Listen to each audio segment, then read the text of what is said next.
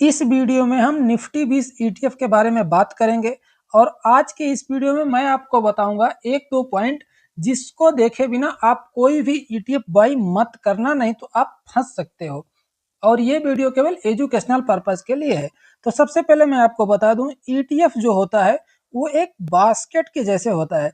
अब जैसे एक बास्केट में कई सारे प्रोडक्ट रखे रहते हैं, वैसे ये ETF होता है। जैसे निफ्टी 20 ETF है तो इसमें निफ्टी की 50 कंपनी को ट्रैक करता है। अब जैसे निफ्टी 50 में टॉप 50 कंपनी रहती है इंडिया की, तो ये निफ्टी 50 को ट्रैक करता है। इसका मतलब ये हुआ कि लंबे समय में नीचे नहीं जाने वाला और हमको ये यहाँ पर लॉस नहीं देगा। लेकिन ये वीडियो केवल एजुकेशनल पर्पस के लिए है, ये कोई बाई सेल रिकमेंडेशन नहीं है। अब चलिए, अब मैं आपको इसमें कुछ दिखाता हूँ कि आपको बाई कब करना है। हाँ, तो सबसे पहले यहाँ पर इसकी एक रेंज देखेंगे, ये इसकी एक रेंज है। ये इस रेंज में फंसा हुआ है अभी ये टाइम पे, लेकिन हमको रेंज से कोई मतलब नहीं, हमको बाई करना है। बाई कैसे करना है, हमको अपने कैपिटल को 20 पार्ट में डिवाइड कर लेना है। अगर आपके पास 1 लाख कैपिटल है तो उसको आपको 20 भाग में डिवाइड कर लेना है, जिसका एक भाग आएगा 5000। तो अब आपको एक बार में सिर्फ 5000 ही लगाना है।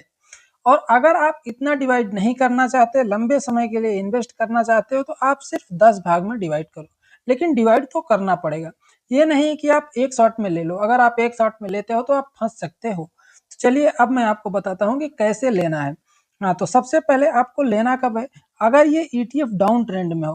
पहली कंडीशन क्या है, ETF डाउन ट्रेंड में होना चाहिए। डाउन ट्रेंड बोले तो नीचे साइड होना चाहिए, जरूरी नहीं है कि डाउन ट्रेंड में ही हो, क्योंकि हमेशा मार्केट डाउन ट्रेंड में नहीं रहती। अब यहाँ पर जैसे नीचे आया ना, तो ये हमारा जो मूविंग एवरेज है, ये ग्रीन वाली लाइन जो है ये 9 का EMA है और ये वाली जो लाइन है ये 21 का EMA है।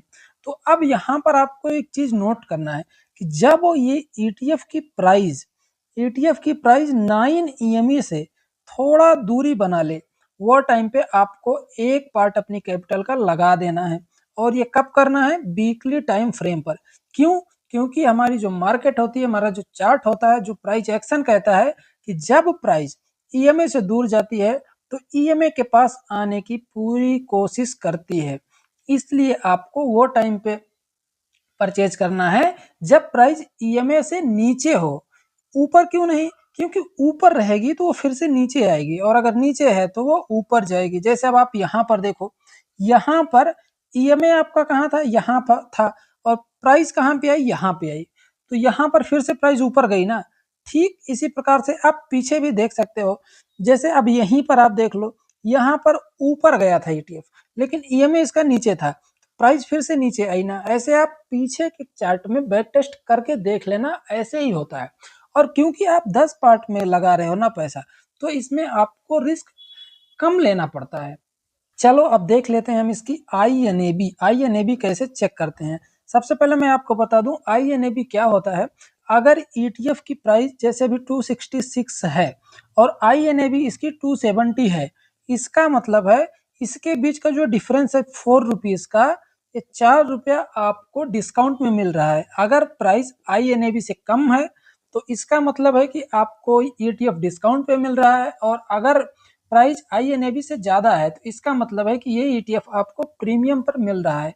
तो इसलिए आपको INAB हमेशा चेक करना है। आपको आ जाना है NSE की वेबसाइट पर और आपको यहाँ पर अपना ETF का नाम सर्च करना है।